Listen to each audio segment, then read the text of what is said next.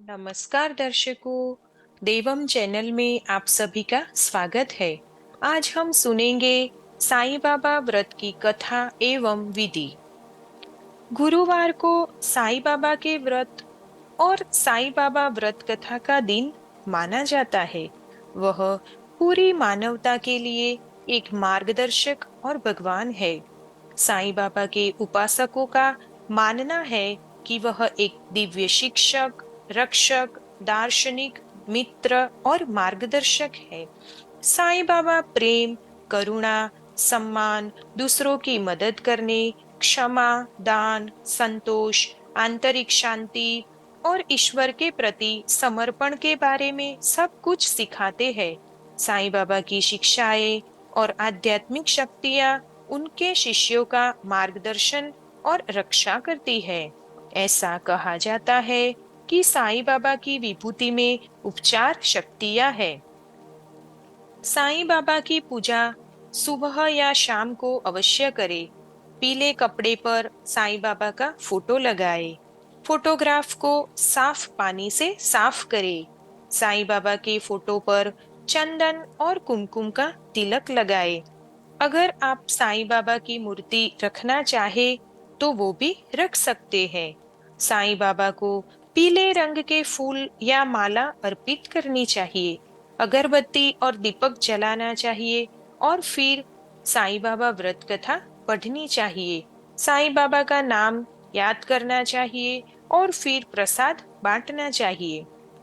साईं बाबा व्रत और साईं बाबा व्रत कथा किसी के जीवन में सुधार के लिए साईं बाबा का दिव्य आशीर्वाद प्राप्त करने में मदद करता है। यह जीवन को गतिशील रूप से बेहतर बनाता है और मन की महान शांति का अनुभव किया जा सकता है। साईं बाबा अपने भक्तों को उनकी समस्याओं का सामना करने और जीवन की बाधाओं को हराने में मदद करते हैं। साईं बाबा हर भक्त पर कृपा करते हैं और व्यक्तिगत स्तर पर इसका गहरा प्रभाव पड़ता है। वे अपने भक्तों के हृदय में सदैव विद्यमान रहते हैं। साईं पूजा भक्तों को जीवन में सफल होने में मदद करती है। साईं पूजा भक्त की आत्मा को प्रबुद्ध करती है और उन्हें मोक्ष का मार्ग दिखाती है। जो कोई श्री साईं बाबा का व्रत करे और पूरे विधि विधान और श्रद्धा भाव से करता है, उन्हें पुत्र प्राप्ति, कार्य सिद्धि, मनचाहा जीवन साथी, व्यापार में वृद्धि और धन की प्राप्ति होती है। कहा जाता है, यह व्रत रखने से खोया धन वापस मिल जाता है, शत्रु से रक्षा होती है, पति का खोया प्रेम वापस मिलता है, परीक्षा में सफलता एवं रोग का निवारण होता है। इतना ही नहीं, साई व्रत पूजा से साई दर्शन, मन की शांति तथा सभी मनोवांछित फलों की प्राप्ति होती है। साईं बाबा व्रत कथा। कोकिला बहन और उनके पति महेश भाई शहर में रहते थे। दोनों में एक दूसरे के प्रति प्रेम भाव था, परंतु महेश भाई का स्वभाव झगड़ालू था, बोलने की तमीज ही न थी। लेकिन कोकिला बहन बहुत ही धार्मिक स्त्री थी, भगवान पर विश्वास रखती एवं बिना कुछ कहे सब कुछ सह लेती। धीरे धीरे उनके पति का धंधा रोजगार ठप हो गया, कुछ भी कमाई नहीं होती थी। महेश भाई अब दिन भर घर पर ही रहते और अब उन्होंने गलत राह पकड़ ली।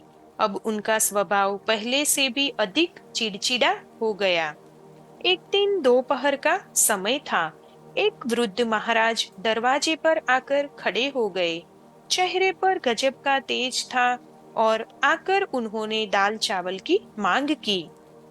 कोकिला बहन ने दाल चावल दिए और दोनों हाथों से उस वृद्ध बाबा को नमस्कार किया। वृद्ध ने कहा, साईं सुखी रखे। कोकिला बहन ने कहा, महाराज सुख मेरी किस्मत में नहीं है, और अपने दुखी जीवन का वर्णन किया। महाराज ने श्री साईं के व्रत के बारे में बताया।